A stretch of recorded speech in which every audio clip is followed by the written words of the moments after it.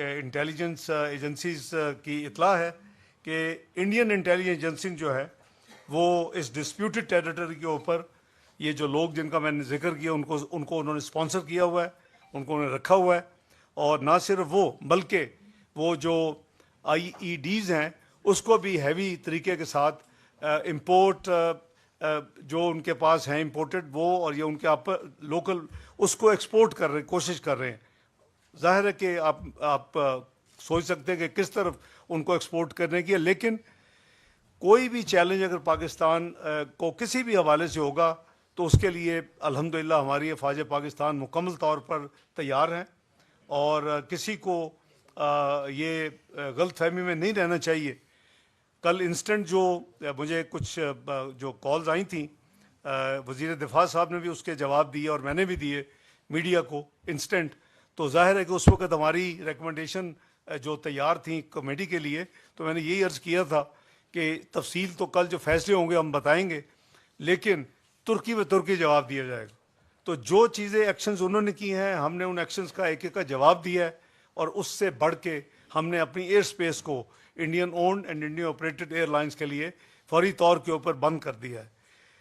इन हालात के हवाले से आपको मालूम है कि 19 अप्रैल को हम तो गुडविल और बायोलैटरल और रीजनल एंड मल्टीलैटरल मामले के साथ हवाले के साथ पूरी ये हुकूमत जो है वो जहाँ एक तरफ इकॉनमी की बेहतरी है उसके साथ साथ ये कोशिश कर रही है कि हम अपना फाल किरदार अदा करें।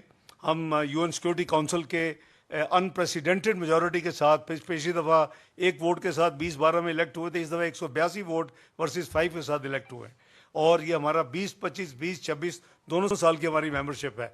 तो हम बड़े एहतियात के साथ अपनी जिम्मेदारियाँ जो डिप्लोमेटिक हैं वो उसको अदा कर रहे हैं और हमारी जो टेन्योर है वो 31 दिसंबर 2026 तक है। वहाँ भी एक रेजोल्यूशन यूएस ने स्पॉन्सर की है इस हवाले से, लेकिन वो मैं आपको याद करा दूं कि जाफर एक्सप्रेस पे भी ये यूएन सिक्योरिटी काउंसिल की एक स्टैंडर्ड प्रैक्टिस है कि दुनिया में जब भी कोई टेररिस्ट या इस तरह का कोई टेररिज्म का वाक़या हो तो उस हवाले से वो एक स्टेटमेंट जारी करते हैं। हमें वो कॉपी मौसूल हो गई है।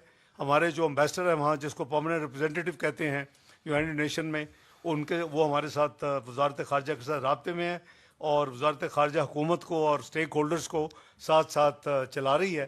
तो उस जो ड्राफ्ट रेजोल्यूशन है उसमें भी हमारी हमने कुछ प्रपोजल दी हैं अमेंडमेंट्स की।